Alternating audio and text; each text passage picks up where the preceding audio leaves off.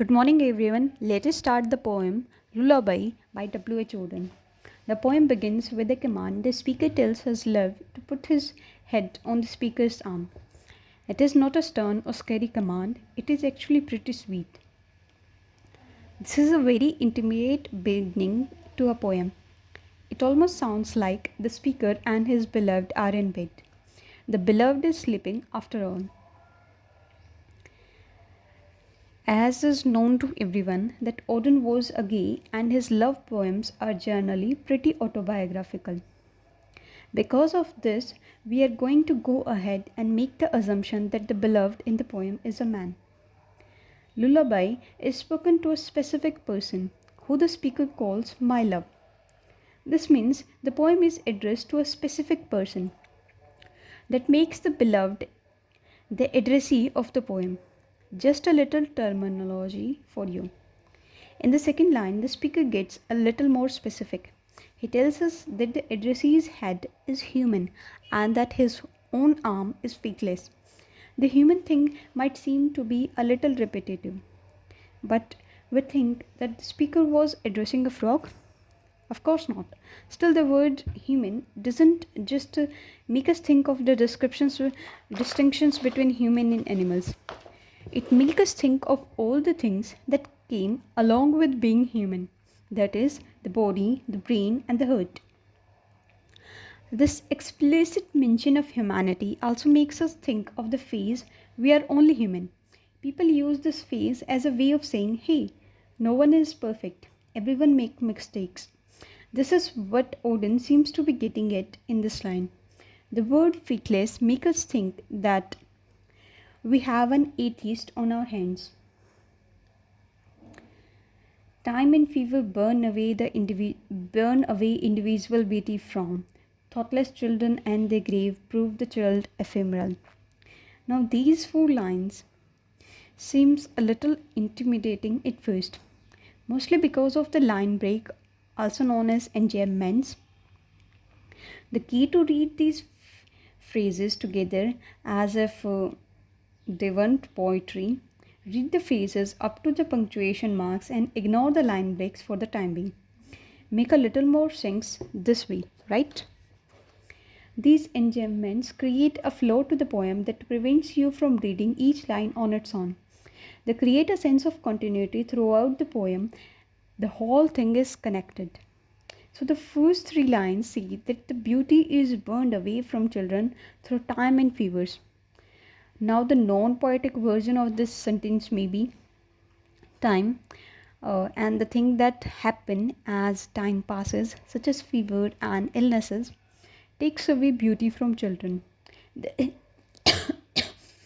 the even less poetic version of this may be that people age, they get sick, the beauty of childhood ends. Now the next phase, the child is proved ephemeral by the grave. Now, ephemeral is a fancy word that means temporary, fleeting, and short lived. Basically, the speaker is saying that no one lives forever, and even children end up in the grave, that is, dead eventually. Even the dead adult was once a beautiful child, and a little morbid, if we are to say to ourselves. Does this still seem like a love poem to you? What are you talking about? Why are you talking about that so much, Auden? We'll find out as the poem continues. But in my arms till the break of day, let the living creature lie, the mortal guilty, but to me, the entirely beautiful. Whoa, what a way to put it. Oh, there is a but. But even though the speaker has been telling us that everyone dies, here he gets a little more optimistic. He says what sounds almost like a prayer, even though he describes himself as faithless. In the second line of the stanza, he is no longer talking to the sleeping beloved, the original addressee of the poem. Now he asks someone or something to let his beloved, the living creature, lie in his arms until the morning. Sweet, isn't it?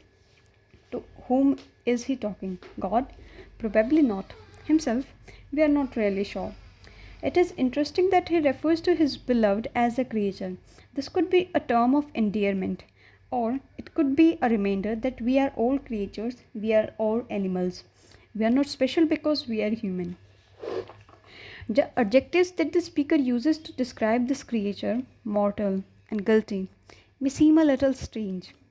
Is this the vocabulary we usually find in a love poem? Not really. After all, everyone is immortal. That's not a very specific designation. And guilty? What is the beloved guilty of? Murder? Fraud? Typical human behavior? We don't know for sure.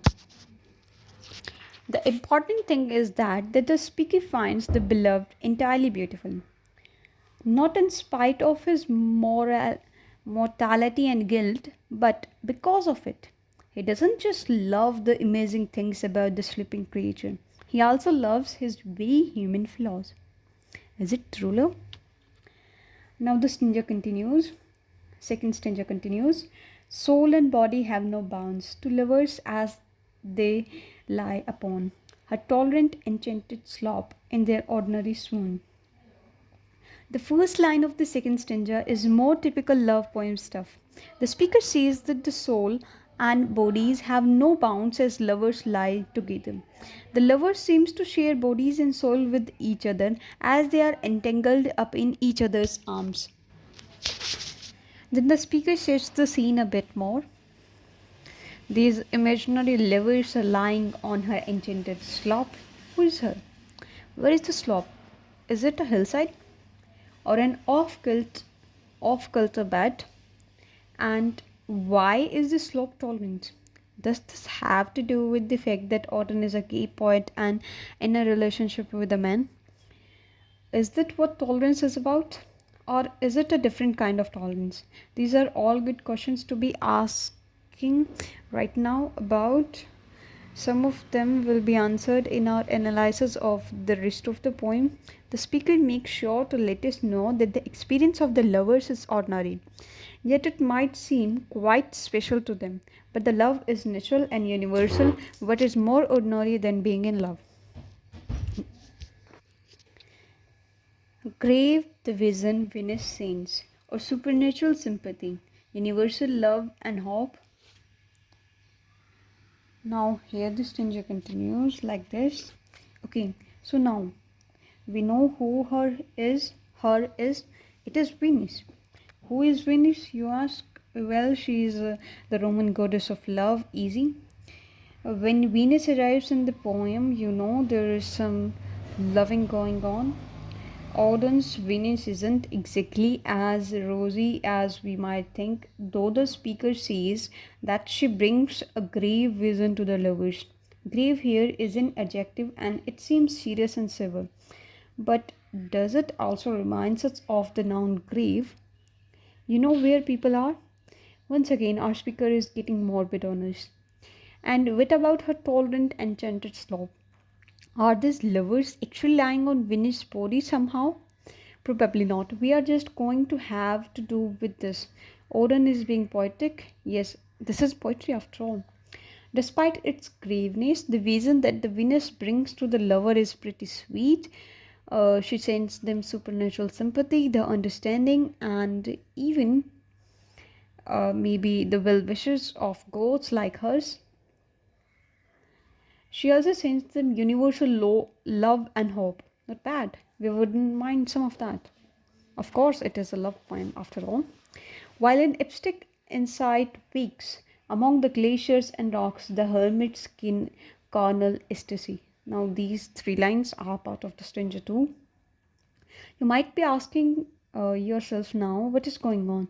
That would be a normal reaction. This poem started off in bad, then we moved to some kind of hillside in the speaker's imagination. Now we are chilling with the hermit in the glaciers. What happened? Well, this is a poem. The speakers can take up pretty much wherever he wants. Here he decides to take us to a desolate and cold place. In this cold place, there is a hermit, which is another name for a recluse or loner. So before we had lovers all tangled up, now we have a lonely dude in some ice. The speaker has drawn a comparison here. Here is a huge difference between The scene on the enchanted slope and the lone hermit. The hermit doesn't have it so bad though. He's awakened by an abstract insight, also known as, a thought or an idea, and his experience of the sorts brings about a carnal ecstasy. We could also call this a very intense and erotic bodily experience. In fact, in the original version, the phase was sexual ecstasy. Why bring the hermit into the poem at all? Well, we have a little theory. We can do a very biographical reading of this poem and think about the limited options for gay man in the 1930s when the poem was written. Most gay men at the time were closeted. Many didn't even tell their friends and family that they were gay. Maybe they were little bit like hermits having to experience life alone. It could be that the hermits in the poem somehow shares in Venus' vision of lovers sharing a body and souls, and this is abstract insight that awakens him. This is just one possible reading of the stanza. There certainly are other ways that you can read it. We have to do a little more reading between the lines with Auden. Now here comes the third stanza. Certainly, fidelity, on the stalk of midnight pass, like vibrations of a bell. Our speaker is once again sharing his pessimistic point of view. Here he says that certainly infidelity doesn't last. Kind of like how he said in the feast stanza that the beauty of childhood doesn't last. He brings in two very obvious symbols of time here, a clock and a bell. Both which strike and let us know that the time is moving. It might seem a little heavy handed. Does he need to reference both a clock and a bell? Wouldn't one symbol of time be enough? Apparently not. He really emphasizes his point nothing lasts forever. Now, the stanza 3 continues thus: and fashionable madmen raise their pedantic boring cry, every farthing of the cost, all the dreaded cards foretell, shall be paid, and so on. Once again, the speaker brings in some strange characters who are these fashionable madmen. Why are they yelling pedantic or obnoxious and nitpicky things? These madmen are much like the hermits of the previous stanza. They are part of the speaker's imagination. And what are they yelling? Well, the colon in line 25 acts almost as a quotation mark. What comes after it is a description of madmen's words. Basically, they are yelling about money and tarot cards. Still confused? Don't worry. These are tricky lines. A farthing was a British coin. It is no longer in use. So don't try to exchange your dollars for farthing next time you are in UK. The dreaded cards that foretell are most likely the tarot cards, which are supposed to predict the future. So what the men are really yelling about is the future. They are saying that we have to pay up before the end. We have to do what the tarot cards predict. We don't have any choice in life after all. The bells are tolling and they are tolling for us. Now here goes the third stanza again. From here I have left. But from this night, not a whisper, nor a thought, nor a kiss, nor look be lost. These lines are startling.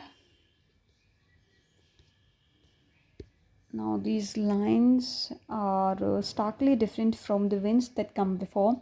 The earlier lines of the madness were loud, clicking tall stalks, tolling bells, madmen crying in the street. These lines are quite an intimate instead. It doesn't matter what is going on outside to the speaker, all he wants is to remember the night he had with his beloved. The repetitive and paler phrases that begin with the not all emphasize this point. He really, really wants to remember everything.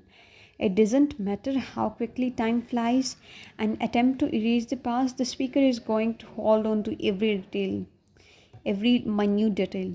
Now, here goes the stanza 4. Beauty, midnight vision dies, let the wind of dawn that blow softly round your dreaming head. Such a day of welcome show, I knocking head me bless, find the mortal world enough. For a while, the speaker hasn't been speaking directly to his beloved, he has been addressing someone else. He might even be talking to himself, but this changes in the last stanza as he begins to address his lover directly. Although the speaker seems pretty anti religion, throughout the poem, he describes himself as faithless. He spends a lot of time talking about the grave with no corresponding talk of heaven. Here, he definitely takes on a prayerful tone, even though he reiterates the fact that nothing is permanent, beauty, midnight, and even the vision dies. But he still wants things to be beautiful for his beloved. He wants the wind of the dawn to circle his beloved's head. He wants the day to welcome him. He even uses the word bliss. But then comes the kicker. He says in this prayer that his beloved should find the mortal world enough. This is a way of saying don't go looking for a God. Don't try to solve your problems in the heaven. Look at the world, beautiful, mortal, guilty world. That world is more than we will ever need. We don't need God. Pretty blunt. Now here the stanza 4 continues. Noons of dryness see you fed by the involuntary powers. Nights of insult let you pass, watching by every human love. The speaker continues the same line, the same train of thought here. He says that in times of dryness and hunger, his beloved will be fed.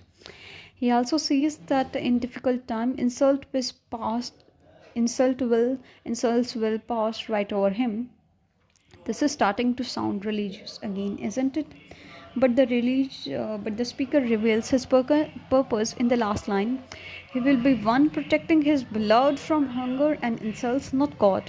There is no God in this equation. The speaker and his every human love will watch over him. It all comes back to the line, find a mortal world enough. It is as if the speaker is saying, we don't need God. We don't need God. We have each other. And that ends the poem. Thank you.